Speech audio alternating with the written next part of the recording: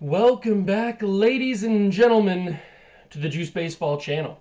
And welcome back to another episode of the Los Angeles Angels Rebuild. Here on MLB The Show 25. Today, we start yet another postseason. But this time, we actually have some hope in our eyes. We actually have a glimmer of hope in this team. I believe we won our franchise best record, 111 wins in this series. The most we've had in this entire run so far. Best team in baseball by a billion. Dodgers were next up at 103, but no team, even the Dodgers, were really that close. And if we go here to the GM goals, last season we won our best record, which was 99 wins. We got to the World Series, lost to the LA Dodgers, unfortunately, in the Battle of Los Angeles. This year, 111 wins, blew our previous best out of the water. The clear number one team in baseball, not just in the American League. I think this is our best chance to get our second World Series championship. This is what the team looks like. We went over stats and awards and everything like that in the last episode, so go over and check that out if you, at the end of it, if you want to go and see all the more in-depth discussion of the stats and stuff. But Paul Skeens had a fantastic year, absolutely fantastic year, but didn't get the Cy Young, or did he? No, he didn't get the Cy. Who got the Cy Young this year? It was Paul Skeens. That's my bad. I thought that we were in 2030 for a second. He got the Cy Young in 2029, which is this year. So Paul Skeens is the defending Cy Young Award winner with 19 wins, a 2.50 ERA, and 214 strikeouts. It's our second Cy Young Award in the last 3 seasons, but we know how the second Cy Young Award, or the first Cy Young Award winner went with Tanner Bybee, absolutely falling apart the season after. I think I remember him pitching fairly well in the playoffs because he was a part of that World Series team in 2027. But I don't remember him doing very well the next year. That's why we moved on from him. But hopefully Paul Skeens isn't like that. The lineup is looking good. We still have Trout on this team, man. He's still on this team. He's under contract for next season as well, which is the final year of that massive contract he had. I really hope he doesn't play next year. I hope that he just retires. There's a good chance that he will stay around because I remember when we used to do the Red Series back in the day. I think that was on MLB The Show 21, whatever that was. It's been a long time now. But we had Joey Votto in that series, and Joey Votto stayed around way longer than he should have because of a contract he had signed. He stayed around because he kept getting the money. So there's a chance that Trout stays around for next season getting paid $35 million. I really hope that he doesn't, because we could use that $35 million somewhere else, but I'm kind of thinking that he's going to. Kyle Schwarber's another guy that is free agent after the season. He's basically a mercenary. Kyle Schwarber at this point in his career is a mercenary, and not even a good mercenary. He played in 10 games this year, was not that good. He was fine in 10 games, but it's a very small sample size. He's probably not coming back next year. I feel like we can find another guy of his skill set to be on the bench. We don't need to carry around his $10 million for him being old and severely regressing. And he's not going to produce the way that Trout produces with the regression, so it's just not going to be the same. This team is ready to go, though. This is what our team looks like headed into the ALDS. Acuna, I need you to be a little bit better. You kind of slumped a little bit during the regular season. Definitely not what you put up in your contract season with the Braves. I'm hoping that you pick it up. We know that Cruz is going to play well. We know that Ailey Perez is going to play well. I mean, he's skyrocketing. He's going to be close to a 90 overall next season. So he's going to be a fantastic player for us. He just keeps getting better and better. I'm very excited about him. Our first ever draft pick in the series. I need Junior Caminero to step it up a little bit. He picked it up at the end of the season, so maybe he can carry that into the postseason. Ohapi, I also need him to pick it up. He was starting to get a little hot towards the end of the year, the final couple weeks. So I'm hoping that he can figure it out because he got hurt for most of the season this year, and never really figured it out once he came back. So I'm hoping that now that he kind of started to put it together with a couple weeks left, maybe he can carry that into the postseason. But it's time to get into it. If you're not familiar with how these postseason episodes work in Angels franchise, we play every single game of the round, of the round that we're in, which this round is the divisional round. We quick manage each game, and we jump in if we have to. Hopefully we don't have to, but sometimes, most of the time, we end up having to jump in. But I'm just hoping that the CPU and the the sim stats can just take care of itself. Sometimes that works, sometimes it doesn't. But it'll only be the American League Division Series in this episode. We go series by series, episode by episode. So it's not like the Cubs or the Expos in where we do the whole postseason in one video. It's series by series so we can focus up and actually take our time with each game and with each series and make sure that this Angels team has the best chance it has. So here we go. Game 1. The Aces on the mound. Paul Skeens versus Spencer Schwellenbeck. It's game 1 of the American League Division Series. 111 wins, man. 111 wins cannot go to waste. We have to capitalize on that. So we have obviously a home advantage. Skeens is going to get the ball. That's our lineup for game 1. Let's get into it. Let's get into it. Here we go. Paul Skeens, I need you to have a big game. And Riley Green already solo shot, second at bat. All right, Paul. It's going to be one of those series.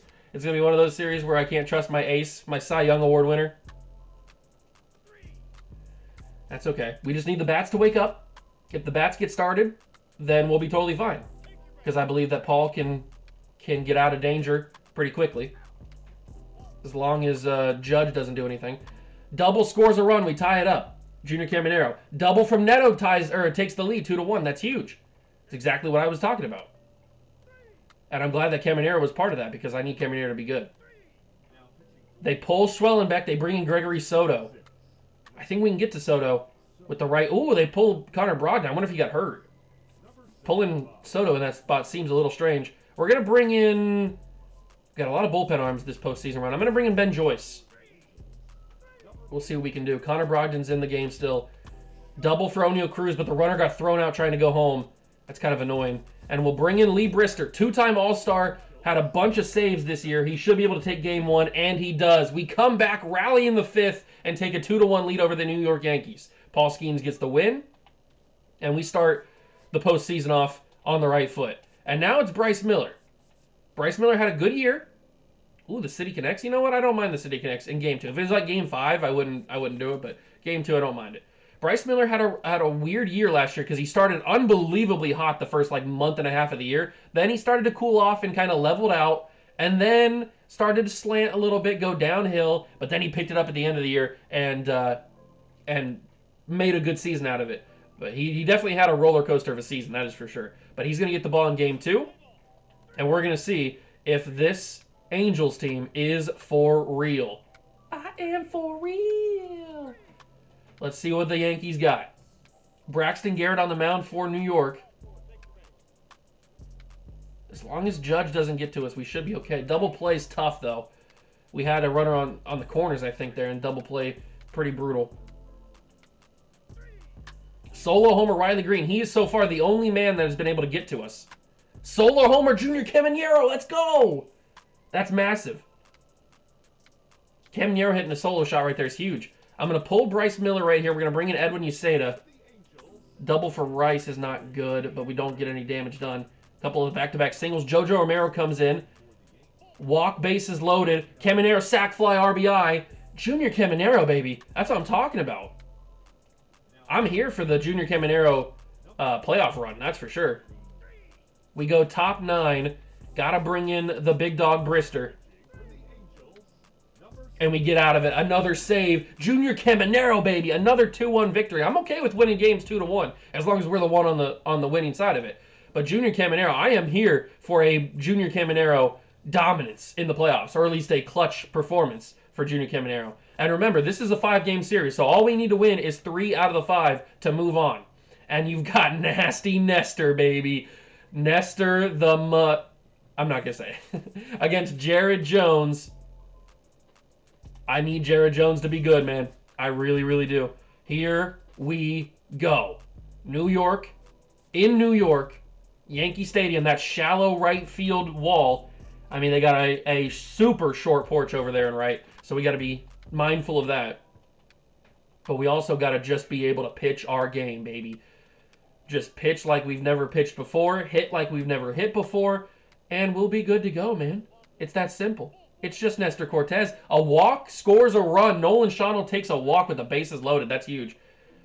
Nestor walks in a run in the playoffs. That's crazy. Riley Green so far has been the only man to give us any trouble. And that's kind of frustrating because he's not that good. I mean, he's a fine player. We've had him in series before. Pitching change. Brogdon comes in. Double, scores 2 runs from O'Neal Cruz. It's 3-0 in Game 3. Oh, I can feel it. Can you feel it in your loins, everybody? I can feel it in my loins. Neto gets a double. 2-run homer from Ronnie Acuna. And we take a 5-0 lead in Game 3. Gregory Soto comes in. Come on, boys. Come on. I can feel it. 3-run homer, Zach Neto. And the Los Angeles Angels are just an inning away from dominance. I'm going to let Jared Jones go the 8th. Oh my God, this is what I'm talking about. We're going to bring in Lee Brister. And we're going to jump in and shut the door on the New York Yankees. I could have let Jared Jones go the whole game, get the complete game shutout, but when it's in the playoffs, it's a different kind of beast, man. I know he's got a 2-hit game. He's got a complete game going. He's got a shutout going. I couldn't let it happen. Not because I didn't want him to get it. Obviously, I want him to get it. But this is the playoffs, man. We can't burn that much stamina unnecessarily. We're probably going to get... If we do end up sweeping the Yankees here, which it's looking very likely that we will, we're going to get a lot of days off, which could counteract, obviously, me letting him go. But you never know. Maybe he goes the 9th. Maybe he pulls a muscle in his arm or has a spasm or something. I don't know. Like anything could happen in the 9th inning with Jared Jones on the mound. We don't need any unnecessary injuries or any unnecessary lack of stamina, anything like that. So we are just going to have to ride it out with Brister. And thankfully, Brister's a god because the LA Angels will sweep New York and go to the American League Championship Series for the 3rd straight year. A dynasty is brewing here in Anaheim. And we did it on enemy soil.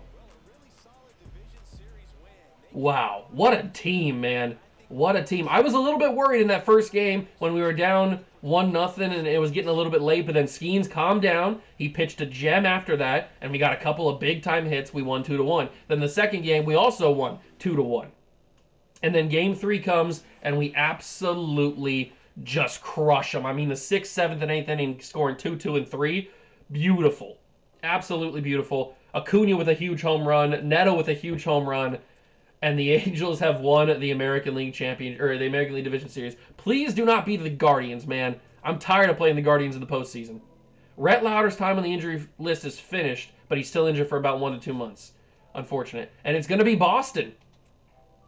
Next episode, we will take on the Red Sox in the American League Championship Series. The Dodgers lost. The Dodgers lost. Sound the alarms. The LA Dodgers have been defeated in the National League Division Series against the Diamondbacks. Oh my God. So no matter what happens, we will not have a World Series rematch. Because we played the Dodgers in the World Series, I think the last 2 years. We beat them in year 1, or not year 1 for us, but in the first year we played them. And then, yeah, in year 3, 2027, I'm pretty sure we played the Dodgers that year and beat them. And then 2028, last year, year 4, we lost to them in the World Series. But it's not going to be a three-peat.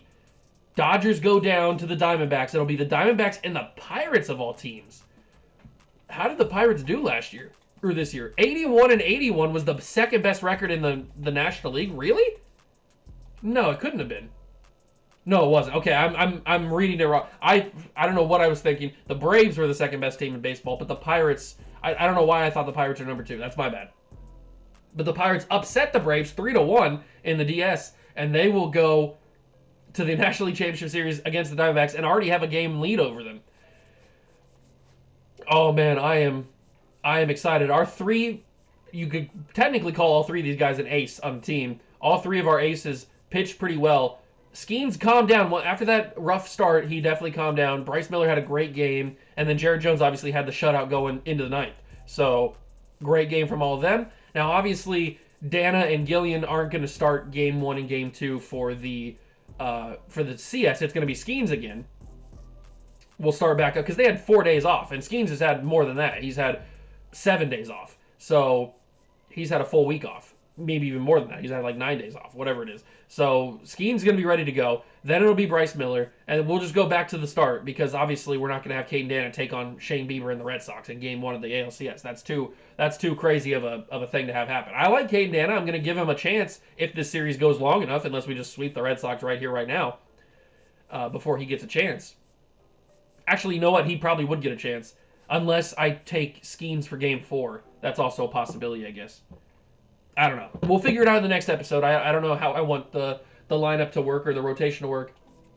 But speaking of the lineup, man, we had some big games from Zach Neto. He had 417 in that series. 308 for Rengifo. He's always a solid player. Acuna had a big series. Cruz came in with a couple of clutch RBIs. Eiley struggled a little bit, but I'm not surprised. He's still young in his career. He'll figure it out. He'll get there. Theo Gillen struggled a little bit. We might need to look at somebody else for Theo. He struggled mightily. He only had 2 hits in the series. I guess I could put Christian Campbell in that spot. I don't really have like an actual other third baseman that I would go to. I mean, we could put Caminero there. And then have, or not a third baseman, a left fielder is what I was talking about. Because I'm not going to put Schwarber in left field. That's obvious. I guess we could put Braden Montgomery out there, but I don't really want to put. We saw how Braden Montgomery plays in left field, not amazingly. I don't know. Theo is young. I'm kind of on the same thought process as I am with Eiley Perez. I'm not super shocked he struggled.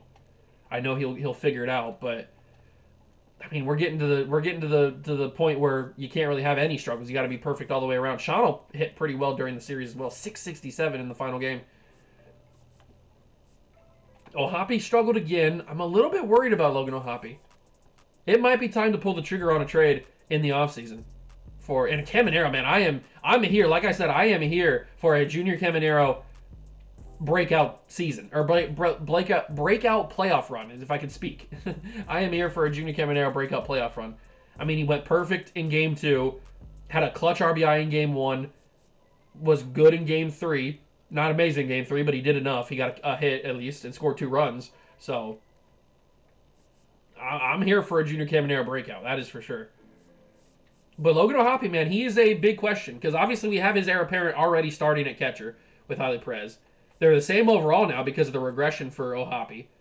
I think it's time to pull the trigger on a Ohapi trade in the offseason. He's going to be making $19 million the next 2 seasons. I think we can find a viable trade option. I don't know if it's to get another catcher option, like a backup catcher to help out Eiley, or if it's to get another bat in the lineup. I don't know what it is, but I think that it is finally time to pull the trigger on Ohapi. And that's a little sad because Ohapi's been one of our best players this entire series. He's gotten 3 out of the 4 All-Star appearances that we've done in this series so far. Or 3 out of the 5. All-Star, that's my bad. I can't do math. 3 out of the 5 because this is season number 5. So 3 out of 5 All-Star appearances, which is pretty sick, if you ask me. He's the only one on this team to have been to the All-Star game 3 times. So I'm going to be sad when we do it, but I do think it's now time to pull the trigger. I thought about doing it at the deadline. It just wasn't the right time. I didn't think, and didn't he get hurt before the deadline or something? No, I don't think we could have traded him at the deadline.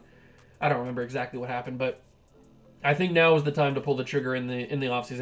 It wasn't time to do it in the regular season because you never know, maybe he turns it around, figures it out, and helps us mightily in the playoffs. But I think it is now time to actually make the change, make the trade. We'll have to find a new DH. I don't know what the budget's going to look like for next season. We've got $62 million right now. If Trout retires, that $35 million clears up, and we add that to the budget.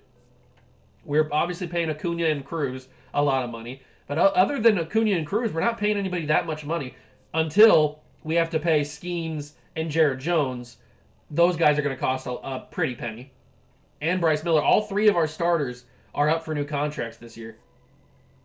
Oh, it's going to be a rough offseason. We might not have enough budget to bring in anybody in the offseason free agency. It might have to strictly be just re-signing because Skeens is going to go up probably to 38, 39 million, I would assume. to get him back. Jared Jones is going to be around 30, I would assume. Rasmussen I'd like to bring back, even though he kind of struggled this year. I'd still like to bring him back because he's a good, reliable bullpen arm, usually. It's going to be a tough offseason. It is going to be a tough offseason because we are going to be pinching pennies once we re-sign Skeens and Jared Jones. But if we can free up that $19 million across the next 2 years, that'll help. Rengifo could regress. We might be able to free up the $15 million, but I like Rengifo. I like having him on the team. He's a solid second base option. Schonnel we probably should bring back because he's a very good backup for us, a very good off-the-bench guy. Schwarber, we're going to let go of that $10.6 million. We've got the arbitration for Caminero and for James Wood, which we don't even have James Wood right now. I don't even talk about that. He's been injured. He got injured last episode. But James Wood's going to need arbitration. He's probably going to be up around, he's probably going to take a massive boost. He's probably going to be up around 15, 16 million in arbitration, maybe even more than that. So it's going to be a massive boost for him. There's a lot of guys, man. This free agent class is massive this year. It's very unnerving, I guess I should say. Rhett Lauder got injured, dislocated his shoulder. He's not going to make the playoffs, obviously. James Wood, unfortunately, I don't think will be back. He could be back for the playoff or for the World Series. He's done in 10 days, so 9, 8, 7, 6, 5, 4, 3, 2, 1. So regardless of anything, he's going to miss the entire championship series. But if we somehow win this series against the Red Sox, which I'm hoping that we do, and I'm hoping we sweep them, we could add him to the playoff roster for the World Series. That is a possibility. Because you can add people in between series once they're injured, or once they're off injury report. So there is a possibility that James Wood comes back and plays in the World Series, but he's definitely missing, he's obviously missing all of the American League Championship Series. But I'm very curious about this offseason, man. We got a lot of guys up on contract extensions. A lot of guys that need new contracts. A lot of very important people this team. If we can somehow win this World Series, it would make me feel a little bit better about this offseason. Because we would have won 2 World Series in the last 3 years. 2 out of 3 ain't bad. So, I don't know. We just got to get through this postseason run, man. Got to get through this postseason run. Got to get through the Red Sox and then get through either the Pirates or the Diamondbacks. Win the World Series. Get Mike Trout his second World Series ring. Hope and pray that he ends up retiring in the offseason so we can free up that $35 million. Because I don't think you can renegotiate contracts with players. I think once they have their contract, it's kind of just locked in unless you trade them, obviously. Yeah, I don't think I can do anything with different contracts. We can't change his contract to give us more money. So it's kind of locked into that $35 million. And obviously he has zero value. He's not getting traded. Either the only thing that can happen with Mike Trout, there's 2 paths. He retires and then we free up the money and we don't have a problem. Or he stays around for that final year of the contract, which I think is going to happen. We have to pay him that $35 million. He's going to be in the 50s and overall, most likely. Definitely by the end of the season. So, do we put him in the minor? I can't put him in the minors. We got to carry him on the big league team. It's Mike Trout. So either he stays on the team next year as just a actual bum, or he retires and rides off to the sunset, hopefully with 2 World Series rings. But that's all for the next couple episodes. That's the future of the series. We're in the present. Next episode, the American League Championship Series against the Boston Red Sox. We've got all the momentum in the world. We just came off an 111-win season. We just swept the Yankees in 3 games. I'm ready to go. Next episode, we sweep the Red Sox, or at least win. I don't care if we sweep them, really. I'd love to. I don't know if that's going to happen. A lot of things can go wrong, but as long as we win, it doesn't matter, and we get to the World Series. But I hope you guys enjoyed this series. If you did, leave a like, subscribe to the channel, join the Juice Club. Thank you so much for stopping by and watching.